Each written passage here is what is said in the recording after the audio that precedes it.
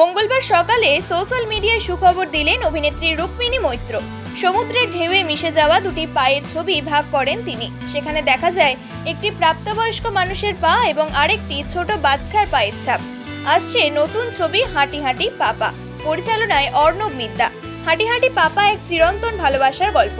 তবে সেই ভালোবাসা সমবয়সী নারী পুরুষের প্রেম নয়, বরং প্রেমের সম্পর্কের বাইরেও যে প্রতিটা সম্পর্কই গভীর এবং আত্মিক টান, দায়িত্ববোধ, পারস্পরিক শ্রদ্ধা থাকে, সেই ভালোবাসার কথা বলে এই ছবি।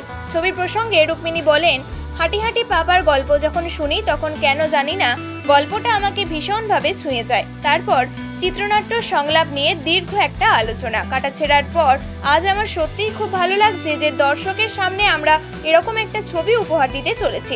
পরিচালক অর্ণব মিত্তার কথায় এই ছবির গল্প চিত্রনাট্য নিয়ে আমরা দীর্ঘদিন ধরে কাজ করে চলেছি। গল্পটা আসলে রুক্মিণীকে ভেবেই লেখা। একটা সম্পর্কের গল্পে যেমন হাসি, কান্না, ভালো লাগা, ভালোবাসা থাকে, এই গল্পটাও আসলে তারই যথাযথ সংবেদনশীল মিশ্রণ। গল্পটার চিত্রনাট্য সংলাপ লেখার সময়ে সেই সংবেদনশীলতারই পরিচয় দিয়েছেন কাহিনীকার প্রিয়াঙ্কা পোদ্দার।